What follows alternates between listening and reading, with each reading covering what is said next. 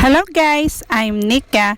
My YouTube channel, Grandma Nika TV. If you are new in my channel, please thumbs up, subscribe, then bell all to receive notification have video upload. Thank you for coming. Today we cook this soup, corn soup, and this soup is not simple, can also heal our organs problem. So this is also medicine. Try it. Ang soup na iluluto ngayon ay buhok ng mais. Ito ang mga sangkap. Ang buhok ng mais, hinugasan kong mabuti. Ito ay noong unang panahon pa kilala na para ito makakagaling na may sakit sa kidney, sa mahirap umihi.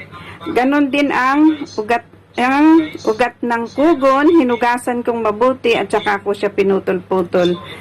Ito rin yung tubo, hinugasan ko rin at saka ko pinutol-putol. Ito naman yung mais, hinugasan ko rin tsaka ko pinutol. Ganon din ang carrots, hinugasan ko tsaka ko binalatan tsaka ko hiniwa-hiwa ng gusto-gustong ayon sa gusto ko na hiwa. Ato naman yung karne, ibinlance ko, pinakulo ko muna saglit para matanggal yung rumi, tsaka ko hiniwa ng ayon sa gusto kong putol para madaling maluto. Ato yung wolfberry, ito ay napakaganda nito, marami itong benepisyong makukuha, kasama na rin ang sa kidney, sa mga bato sa bato, gagamot nito, tsaka nakakalinaw ng mata. Ayan. Ang carrots ay kilalang kilala na punong-puno ng vitamina. Kaya ang soup na ito, ang talagang pinopromote ng soup na ito ay sa kidney. Yung may mga problema sa kidney, sa may infection sa ihi, ganon. Ayan.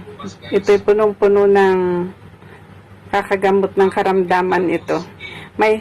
Pwede rin naman pag inalis mo yung karne, magiging drinks na lang ang labas niya. Kaya itong ingredients na ito, itong mga sangkap na ito, dalawa ang pagkakalutuan. Pwedeng sabaw lang. Sabaw pag nilagyan ng karne. Pag inalis mo naman yung karne, drinks ang labas niya. Yan. Tara na mga best, start na ng pagluto and just follow what I'm doing and you can also drink a yummy and healthy soup.